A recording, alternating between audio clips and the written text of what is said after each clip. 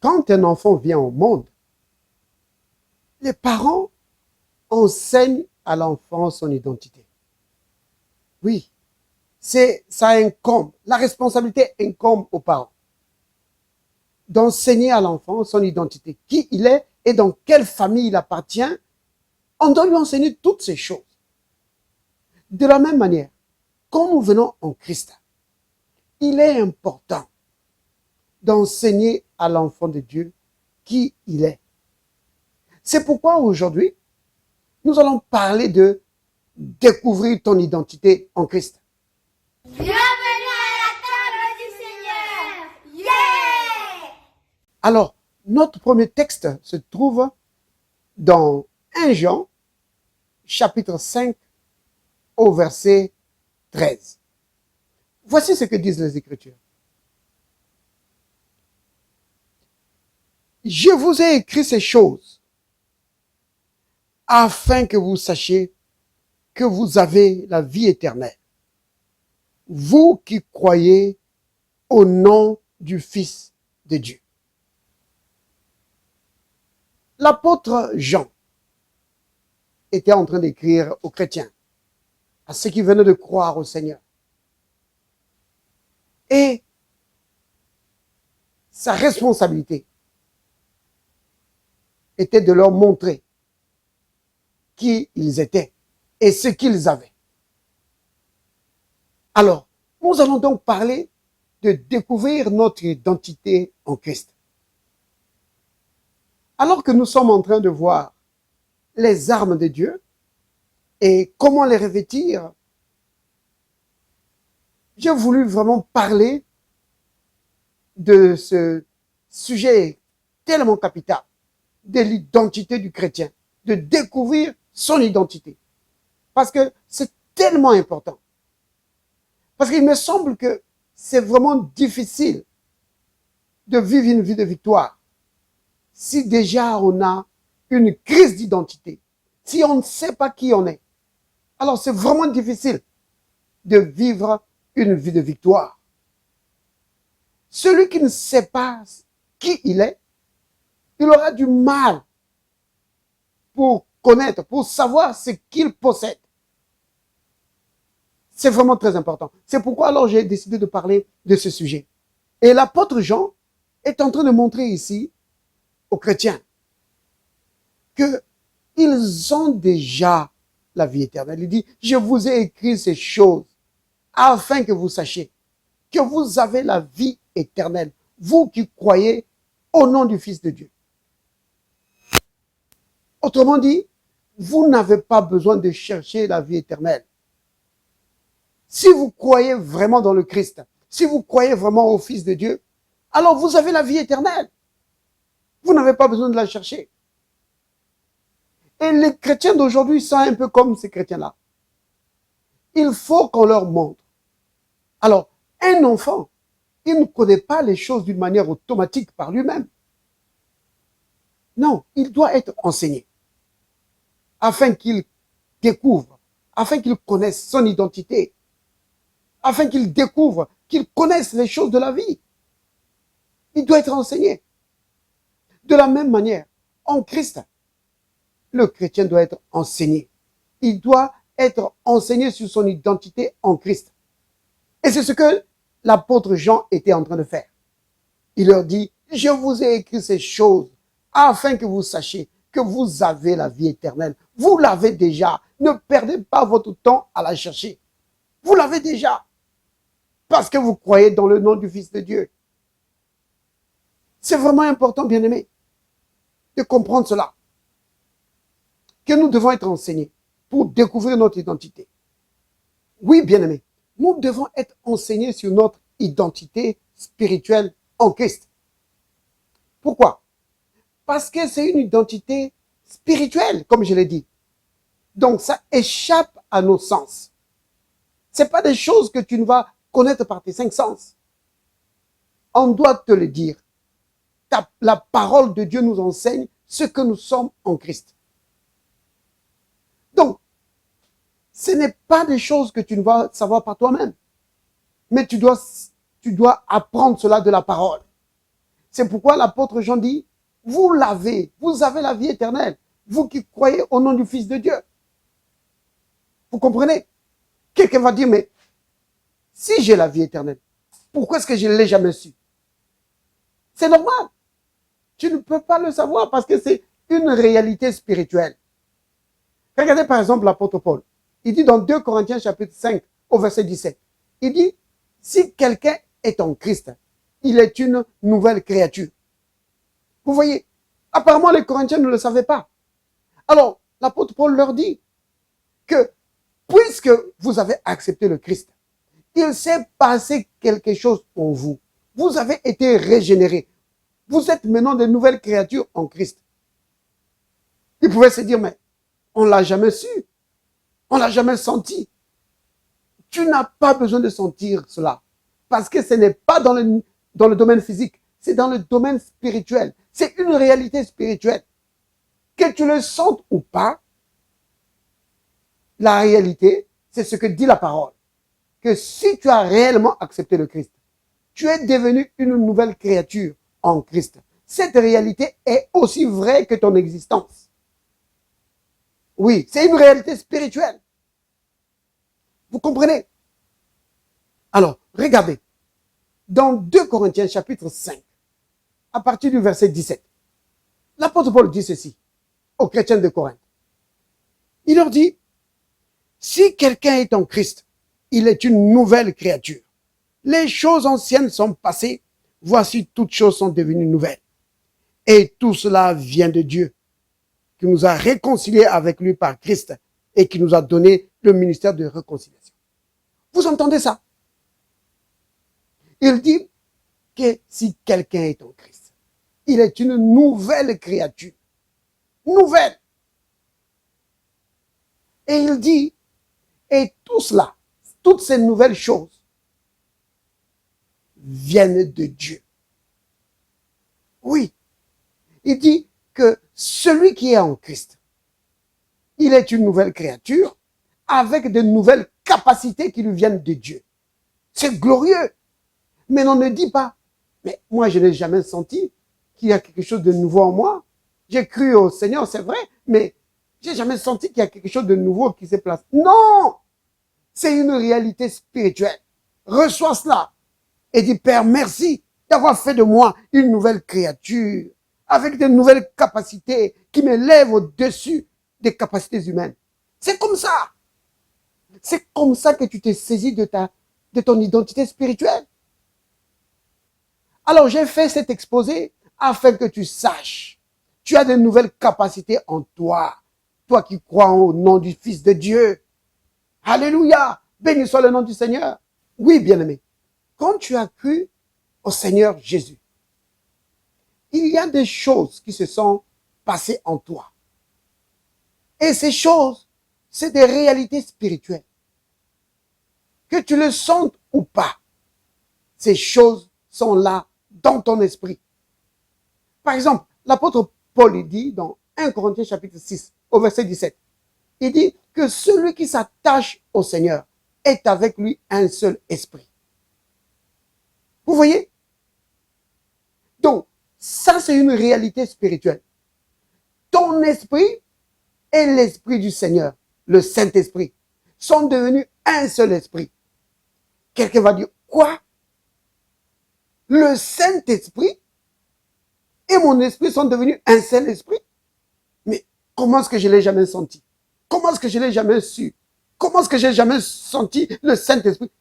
Oh, bien-aimé, c'est des réalités spirituelles. C'est des réalités spirituelles. Que tu le sentes ou pas, ça n'a rien à voir. La parole de Dieu nous dit, nous donne, nous éclaire sur les réalités spirituelles. Vous comprenez? C'est vraiment important. C'est la parole de Dieu qui te décrit ton identité, qui t'enseigne sur ton identité spirituelle. Tu n'as aucun moyen de découvrir par toi-même. Tu n'as aucun moyen. Tes cinq ne pourront pas t'aider à découvrir ton identité spirituelle. Parce que c'est au-delà des cinq sens. C'est dans le domaine de l'esprit, un domaine qui est inaccessible aux cinq sens. C'est pourquoi, alors, la parole nous enseigne là-dessus. Comme le passage que je viens de vous donner tout à l'heure. 1 Corinthiens 6, verset 17. Vous voyez que ton esprit est devenu un seul esprit avec le Saint-Esprit. Vous vous rendez compte de ça? Donc, ce que nous devons faire, c'est chaque fois de recevoir, d'accepter ce que la parole nous enseigne. La parole dit que quand tu as cru, quand tu t'es attaché au Seigneur, ton esprit est devenu un seul esprit avec l'esprit du Seigneur. Tu dis merci Seigneur. Merci parce que mon esprit est uni avec ton esprit. Vous comprenez? De la même manière, toujours l'apôtre Paul, dans Romains chapitre 5, au verset 5, il dit que l'amour de Dieu a été répandu. Vous vous rendez compte? Répandu dans nos cœurs par le Saint-Esprit qui nous a été donné. Quelqu'un dit, mais je n'ai jamais senti que j'ai de l'amour. Je n'ai jamais senti que j'ai de l'amour. Et c'est pourquoi nombreux, ils disent, oh Seigneur, donne-moi l'amour. Non, tu ne dois pas te baser sur ce que tu ressens. Base-toi sur ce que la parole de Dieu t'enseigne. La parole de Dieu te dit que par le Saint-Esprit, qui est maintenant un seul esprit avec ton esprit, ce Saint-Esprit-là a aussi répandu la nature de Dieu, c'est-à-dire l'amour, dans ton cœur. Donc, l'amour de Dieu est maintenant dans ton cœur. Tu l'as. Vous comprenez? Donc, je pourrais dire, comme l'apôtre Jean, que j'ai fait cet exposé afin que tu saches que tu as l'amour de Dieu en toi. Toi qui crois au nom du Seigneur Jésus. Je fais cet exposé afin que tu saches que le Saint-Esprit habite en toi, toi qui crois au nom du Seigneur Jésus. Vous comprenez, bien-aimés? C'est des réalités spirituelles. Un autre cas, la Bible dit ceci, dans Romains, au chapitre 12, au verset 3, que Dieu a départi à chacun de nous la mesure de foi. Romains 12, verset 3. Maintenant, si toi tu ressens, et ça c'est le cas de beaucoup de chrétiens, ils disent, mais si vraiment Dieu a départi la mesure de foi à chacun de nous, pourquoi est-ce que je me suis senti toujours comme n'ayant pas la foi? Moi j'ai toujours des problèmes de foi, frère. J'ai toujours des problèmes de foi. Ne te base pas sur ce que tu ressens ou ce que tu penses. Reçois ce que la parole de Dieu t'enseigne. La parole de Dieu est en train de t'enseigner ton identité. Reçois cela. Dis merci Père pour la foi que tu m'as donnée. Oui, merci Père. J'ai la foi de Dieu en moi. Vous comprenez? C'est comme ça que tu vas te saisir de ton identité. C'est comme ça que petit à petit, tu vas découvrir ce que tu es en Christ. C'est vraiment capital. Souvenez-vous qu'il est difficile de vivre une vie de victoire quand on a une crise d'identité, quand on ne sait pas qui on est. Parce qu'on ne sait pas ce qu'on a. C'est vraiment capital, bien-aimé. Dans 1 Jean 5, au verset 4, il est dit ceci. Car tout ce qui est né de Dieu triomphe du monde. Et la victoire qui triomphe du monde, c'est notre foi. Vous entendez ça? Tout ce qui est né de Dieu triomphe du monde. Et la victoire qui triomphe, c'est ta foi. Maintenant, ne dis pas, mais moi je ne sais même pas si je suis né de Dieu. Je ne sais même pas si j'ai la foi. Oh frère, j'ai pas la foi. Oh Père, oh Dieu, donne-moi la foi. Non, bien-aimé. La parole de Dieu te dit clairement que la foi a été donnée une fois pour toutes aux saints. Ça, c'est Jude qui dit ça. Jude, au chapitre 1er, verset 3. Il n'y a qu'un seul chapitre dans Jude. Tu vois, comme dans Romains 12, verset 3 aussi. On le dit. que tu as la foi. La foi t'a été donnée en partage. Donc ne demande plus la foi à Dieu, mais reçois cela, dit, oui, je triomphe du monde. Je triomphe du monde. Je suis né pour triompher. C'est comme ça, bien-aimé. C'est comme ça que tu vas te saisir de ton identité, de ce que tu es, de ce que tu as. Béni soit le nom du Seigneur. Alléluia. Voici encore une autre écriture. Donc, Galates, au chapitre 3, au verset 9. L'apôtre Paul dit ceci. Parlons aux Galates. Il leur dit, de sorte que ceux qui croient sont bénis avec Abraham le croyant. Vous entendez ça? Ceux qui croient sont bénis avec Abraham le croyant. Donc ils sont bénis comme Abraham. Et le même Paul, alors qu'il écrivait aux chrétiens qui étaient à Éphèse, il dit dans Éphésiens chapitre 1er, au verset 3, il dit, béni soit Dieu, le Père de notre Seigneur Jésus-Christ, qui nous a bénis de toutes sortes de bénédictions spirituelles dans le lieu céleste en Christ. Vous voyez, là, la parole de Dieu est en train de t'enseigner ton identité. Que tu es entré dans une famille bénie. Tu es donc béni. Comment ça? De toutes sortes de bénédictions. Il n'y a aucun domaine de ta vie qui n'est pas béni. Tu es béni dans tous les domaines de ta vie. Ça, c'est ton identité. C'est ce que tu es. Du point de vue de Dieu, quand il te voit, il dit, mon fils ou ma fille, tu es béni de toutes sortes de bénédictions. Maintenant, certains vont se dire, mais si je suis béni, pourquoi est-ce que j'ai toujours des problèmes? Pourquoi est-ce que mes études ne marchent pas? Pourquoi est-ce que mes finances ne marchent pas? Pourquoi est-ce que mon mariage ne marche pas? Pourquoi est-ce que... Vous voyez, si vous basez sur ça, vous n'allez pas voir votre identité. Recevez, vous comprenez, recevez ce que les Écritures vous enseignent. Tu dois recevoir cela, dire, Père, merci, parce que j'ai été béni de toutes sortes de bénédictions. Vous voyez, tu dois recevoir cela. Maintenant, si dans un domaine quelconque de ta vie, tu ne vois pas la bénédiction de Dieu, ce n'est pas que tu n'es pas béni. Ça veut dire qu'il y a quelqu'un qui est en train de te voler dans ce domaine-là. Alors tu dois le chasser par l'autorité que Dieu t'a donnée. Vous comprenez? Donc tu dis, Père, merci de m'avoir béni de toutes sortes de bénédictions. Et toi, Satan, je brise ton pouvoir sur ma vie. Au nom de Jésus. Je brise ton pouvoir sur mes finances. Et je te chasse au nom de Jésus. Mes finances sont bénies au nom de Jésus. Mon foyer est béni au nom de Jésus. Ma santé est bénie. Tout en moi est béni. Parce que Dieu m'a béni de toutes sortes de bénédictions. Alléluia. C'est comme ça. Vous comprenez, bien-aimés? Tu dois t'emparer de ton identité. C'est ton identité. La parole de Dieu t'enseigne, t'instruit sur ton identité spirituelle en Christ. Il n'y a aucune manière, il n'y a aucune façon pour toi de connaître cela, si ce n'est pas la parole. C'est vraiment capital. C'est pourquoi l'apôtre Jean, il dit, je vous ai écrit ces choses afin que vous sachiez que vous l'avez déjà. Vous avez la vie éternelle. Vous l'avez. Vous comprenez, bien-aimés? C'est capital. Alléluia.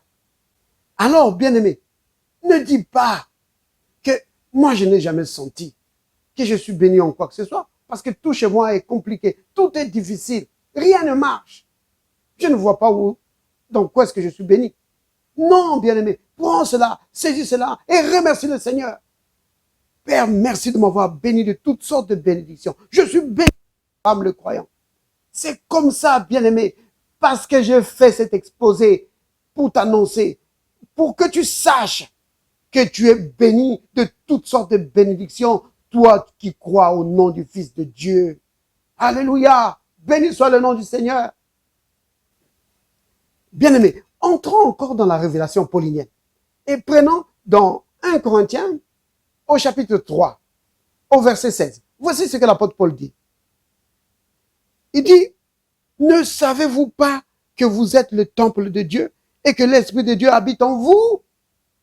Vous voyez, les chrétiens qui étaient à Corinthe, apparemment, ils ne savaient pas qui ils étaient.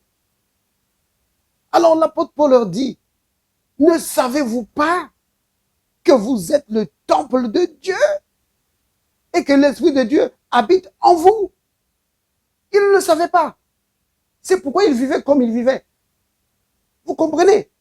Si tu ne sais pas qui tu es, tu auras du mal à vivre dans la victoire. Parce que tu es dans une crise identitaire. Or, tu dois savoir qui tu es pour connaître ce que tu possèdes. Oui, c'est vraiment capital. Alors, il ne faut pas dire, mais moi je n'ai jamais senti que je suis le temple de Dieu. J'ai jamais senti ça. Non, ça n'a rien à voir. Que tu le sentes ou pas. Prends cette parole, tu dis, Père, merci. Merci d'avoir fait de moi ta maison. Oui, je suis la maison où Dieu se sent chez lui. Alléluia. Béni sois-tu, Père. L'Esprit de Dieu habite en moi. Le Saint-Esprit est en moi. C'est comme ça. C'est comme ça que petit à petit, tu vas revêtir ton identité spirituelle. Dans 1 Jean 4, au verset 4, il est dit ceci. Vous, petits enfants, vous êtes de Dieu. Et vous les avez vaincus. Pourquoi? Parce que celui qui est en vous est plus grand que celui qui est dans le monde. C'est ce qu'il a dit. Alors, ne dis pas, mais moi, je n'ai jamais senti qu'il y a quelque chose en moi. Non, reçois cela. Ne dis pas, oh Père, viens, viens. Non, il y a quelqu'un qui est en toi. Qui est ça? Le Saint-Esprit. Souvenez-vous, 1 Corinthiens 6, verset 17. Que celui qui s'attache au Seigneur est avec lui un seul esprit. Vous comprenez? Ou 1 Jean 5, verset 13 qu'on a lu. Que vous avez la vie éternelle, vous qui croyez au nom du Fils de Dieu. Qui amène la vie éternelle? C'est le Saint-Esprit qui amène la vie éternelle. Vous comprenez? Donc, le Saint-Esprit est en toi. Et c'est celui-là qui est le plus grand. Il est plus grand que celui qui... Donc, ne dis pas que, oh, mais moi, j'ai jamais senti qu'il y a quelque chose en moi. Non. Reçois cela. Dis, Père, merci pour le Saint-Esprit qui habite en moi. Et il me rend plus que vainqueur. Vous comprenez? C'est comme ça que tu te saisis de ton identité. Oui, bien-aimé, parce que j'ai fait cet exposé afin que tu saches que tu as le plus grand en toi, toi qui crois au nom du Fils de Dieu. Alléluia. Père saint, Père juste, Père miséricordieux, merci pour ta grande bonté qui a fait de nous des nouvelles créatures en Christ, dotées de nouvelles capacités pour triompher dans la vie, dans le nom de Jésus. Amen.